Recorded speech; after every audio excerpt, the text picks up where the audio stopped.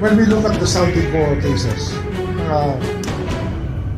and the whole pattern that happened, it was really Saldico working with some senators that came up with a final version of the budget. And the plan was laid out. If fingers do not point to the speaker, former speaker, as the leader of the House, he was responsible for the appointment of Saldico. Although he was elected, although Saldico was elected on the floor, everybody knows that it is the speaker's choice. That's why we have to hold him accountable for that. I think when I had a discussion earlier with former Secretary Singson and Justice Reyes, and it's some of it can be attributed to gross inexcusable negligence, if I'm not mistaken. Being the Secretary of Public Works, it was his job to make sure that things happen properly. I think that's one of the recommendations, is really to charge them with gross inexcusable negligence. The same case that will be filing against, probably understudy now, the Speaker of the House, former Speaker of the House, Martin Romualdez. Sir, can you elaborate yung kay Speaker Martin Romualdez? Ano na po yung proseso natin? Ano na po yung hawak natin kung meron man na ito? Hindi kasi when we look at the Saldico cases, and the whole pattern that happened, it was really Saldico working with some senators that came up with a final version of the budget. And the plan was laid out there.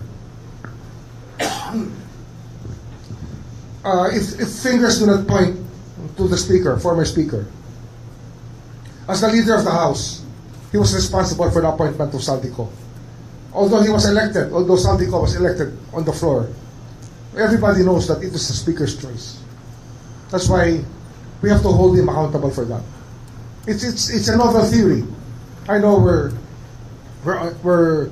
crossing the boundary of normal legal theory, but we have to stretch it a bit.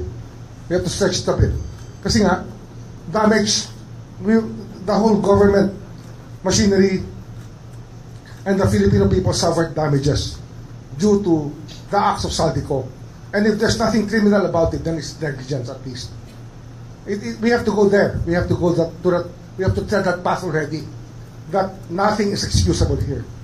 At the least, negligence should be charged against those who were responsible for their offices. Ano yan leadership principle yan The buck stops with you. So meron ba tayo mga ipapatawag na mga tao na involved sa investigation naman po?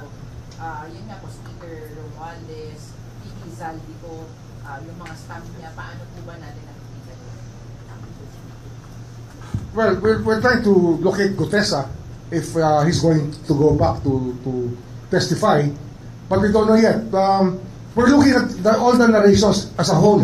As a whole, all the narrations of the beginning of the Senate trials that led to these revelations, all of them will be used in putting up the theory of gross excusable negligence.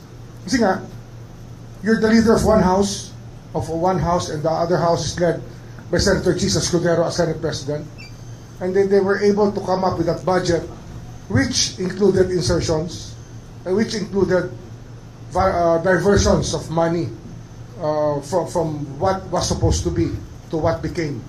So that is, if it's not criminal, then it must be negligence. It must be one of them. It cannot be completely. Nobody can be completely blameless for that.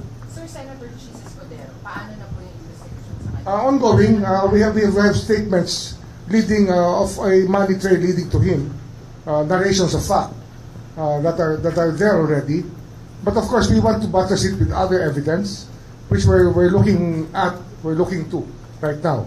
Ano nga pag wala ka makitang AMLA trail, then you have to follow a cash trail, and we will find it. Sir, Saldico, ano na po yung balak natin sa kanya? Siya po yung kasama sa dapat nagpa-file na po ng counter affidavit, but he is abroad, sir. Ano na po yung next steps? As Biko said, he may lose the chance to fight his case. If he will lose by default. Kasi ang rules of court is also applies to people who are absent. You just have to leave it in their last known address. Sir, next steps po doon, papakancel na. Yes, pag nasa korte na. Pag may warrant na. Is it red notice? Possibly? Pag may warrant? Yes, red notice. Ngayon, blue notice lang. So we are able to locate him everywhere he is. Sir, anong intel noong nasa siya ngayon? I think he moves between Spain and Portugal. He just moves between the two countries, Spain and Portugal. Sir, tapos may investigation na po dun sa kanyang parang kanang kamay, yung staff niya, Estrada ba, or something? Paul something. Sabi po ni Senator Marcoleta, siya po ay nasa ibang bansa na rin daw at binabantayan. I think that Yusek Andres will be the one to handle that later on. We continue to get information on names that could possibly be complicit in the transactions. And we're locating them. We will send them subpoenas as necessary for them to participate and, give the information on their participation in this illegal activity. Pero gagawin natin yan kasi we need to validate it. Hindi naman pwedeng bawat pangalan na banggitin, automatic suspect na. We have to have some corroborative or supportive evidence para isabina na rin natin siya. And we're validating that first. But I think we will proceed to calling them to give their statements. Ombudsman, maliban po dito sa mga nai-recommenda na ng ICI, meron din po mga mangilan-ilan na individual na nagpapile din po ng mga reklamo na may kinalaman sa mga proyekto sa DPWH. As of now ba, may bilang ba tayo o may gaano karami itong mga bilang nagpupunta dito sa Ombudsman para magreklamo din na may kinalaman sa mga flood control or sa mga... Marami rin eh. Sabi ko nga sa inyo, text pa lang, pinavalidate na namin eh. Kasi nga, we find it, these texts are coming from people that I know. So, pinapavalidate ko kagad. And then we build up cases. Marami. And people are encouraged to inform us on what they know because we will not waste their time. We will do something about it.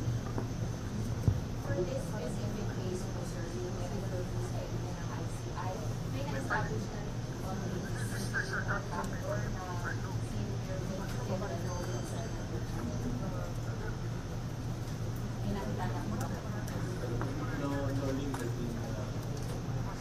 no links have been established between with Senator Villanueva. None yet. Yes. We are still validating and we're hoping that there are more people who will be whistleblowers and give us the right information. The life of these cases depend on whistleblowers because the money is cash. So kailangan ng whistleblower. Other than that, it's difficult to connect unjustly or without due process. You cannot connect without due process. You cannot say that you presume that this man is there. So we have been evaluating all of this.